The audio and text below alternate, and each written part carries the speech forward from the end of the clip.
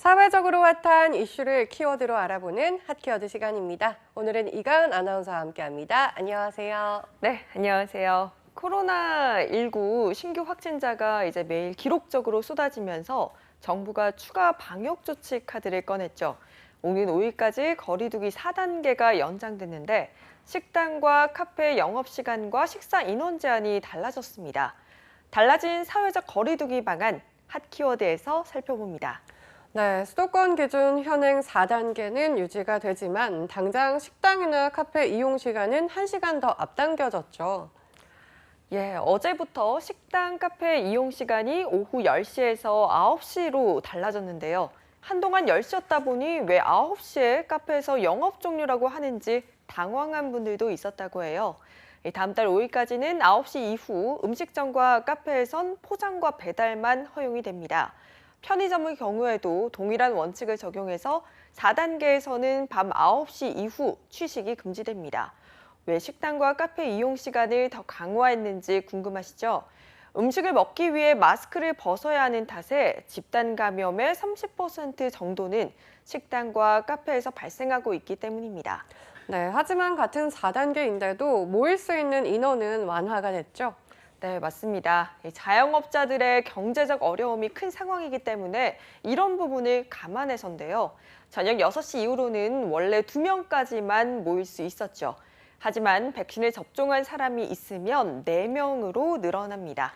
네, 백신 접종자로 분류되는 기준도 정해져 있는데 1차 접종자는 항체가 없어서 미접종자로 분류된다고 알고 있는데 맞나요? 네, 백신 접종자는 2차 접종 후 14일이 지나 항체가 생긴 사람을 뜻합니다. 1차만 접종한 경우 해당되지 않는 거죠. 예를 들어 백신 접종자 1명만 있으면 미접종자를 포함해 3명도 저녁 식사 모임이 가능합니다. 단 4명이 모일 때는 무조건 접종자 수가 2명 이상이어야 하는 거죠.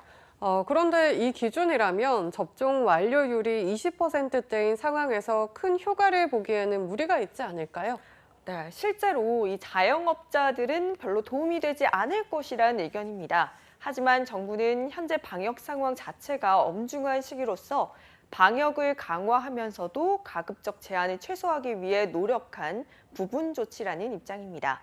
아직 백신 접종 완료자는 20% 정도지만 9월까지 거의 50% 약간 안 되는 수치까지 확대되어 나갈 예정이기 때문에 현장에 도움이 될 것이란 판단입니다. 네, 겨우겨우 버티고 있는 자영업자들에겐 영업시간 1시간 단축이 더 크게 다가올 텐데 비가 오는 날에도 시위에 나서기도 했다고요.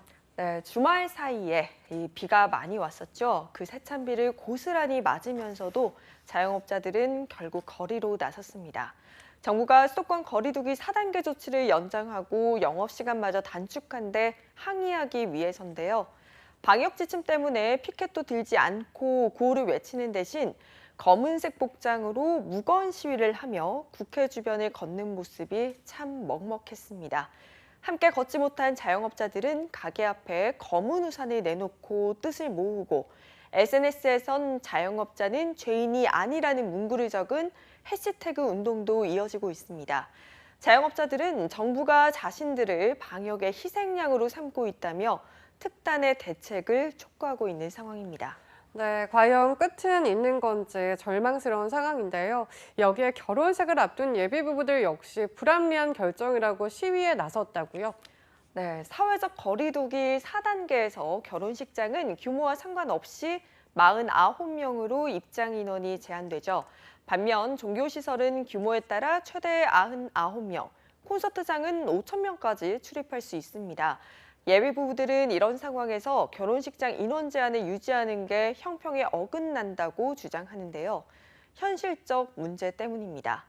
결혼식에 올 수 있는 사람은 49명뿐인데 최소 200명에서 400명분의 필요한 식비를 울며 겨자 먹기로 내야 하는 경우도 있기 때문이죠.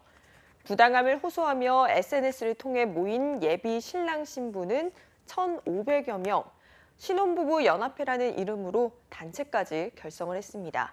예식장들이 보증 인원을 강요해서 갈등이 생기는 것도 정부가 나서서 해결해달라고 요구를 했습니다. 네, 이런 비판을 예상했음에도 정부가 사회적 거리두기 4단계를 연장한 것은 지금 상황이 심각하다 판단을 했기 때문이죠. 네, 일단 고강도 방역 대책에도 확진자 수는 좀처럼 줄어들지 않고 있죠.